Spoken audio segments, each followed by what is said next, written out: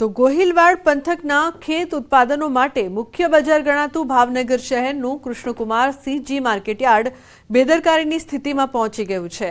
દર વર્ષે ખરીફ પાકનું સારું ઉત્પાદન થવા છતાં યાર્ડમાં ખેડૂતોને માફક આવશ્યક સુવિધાઓ ઉપલબ્ધ નથી થતી।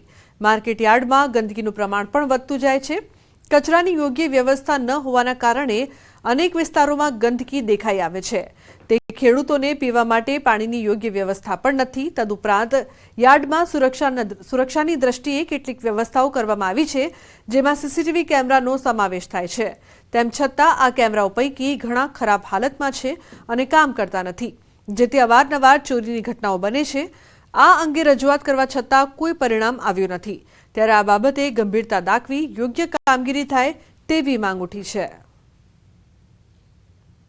ભાવનગર માર્કેટિંગ યાર્ડમાં છેલ્લા ઘણા સમયથી સીસીટીવી કેમેરા છે, એમાંથી માત્ર 30% કેમેરા અત્યારે ચાલુ છે અને જે કેમેરા ચાલુ છે એમાં પ્રોપર કોઈ એંગલ સેટ નથી, કોઈ ડીવીઆર સેટ નથી। ટેકનોલોજી કે ટેકનિકલ ખામી એટલી બધી છે કે જ્યારે કોઈ ચોરીના પ્રશ્ન કે બને, અધરવાઇઝ કઈ કેમેરાની જરૂર પડે તો એક પણ વખત એ કેમેરામાંથી કોઈ પ્રોપર રિઝલ્ટ મળતું નથી। ક્યારે કેમેરા બંધ થાય છે, ક્યારે સોર અંદર ઘૂસી જશે, ક્યારે કેમેરા કોઈ દારૂની મહેફિલ વાળા આડાવડા કરી નાખે છે। આ બધું એનો વિષય છે। સેક્રેટરીને સતત ધ્યાન રાખવું પડે અને સિક્યુરિટીને સૂચના આપવી જોઈએ, જે આપતા નથી। ચેરમેન અમારા છે, માણસ તરીકે સારા છે, પણ બહુ હાવ નિષ્ક્રિય છે કે આ 2-2 કલાકના જતા રહે। આવનારમાં જ્યાં અમને એવું લાગે કે ભાઈ અહીંયા છે તો એમાં બીજામાં અપડેટ કરશું કેમેરા વધારાના, અને બોર્ડની સાથે મંજૂરી કરીને અમે અપડેટ કરશું। અને માર્કેટ યાર્ડ ભાવનગર જિલ્લો છે ને આજુબાજુના ગામડાઓમાંથી જે ખેડૂતો માલ લઈને આવતા હોય એની સુરક્ષા માટે આ બધું અમે કરેલ છે। તો બનાસકાંઠામાંથી પસાર થતી નર્મદા કેનાલમાંથી 15મી માર્ચથી સિંચાઈ માટે ખેડૂતોને અપાતું પાણી બંધ કરાશે। ઉનાળાની શરૂઆત પહેલા આ નિર્ણય નર્મદા વિભાગે કર્યો છે, જેથી ખેડૂતોમાં રોષ જોવા મળી રહ્યો છે। ખેડૂતોએ કહ્યું કે તેમનો પાક તૈયાર છે, જેના માટે હજી 15 દિવસથી 30 દિવસ સુધી પાણીની તાતી જરૂરિયાત છે।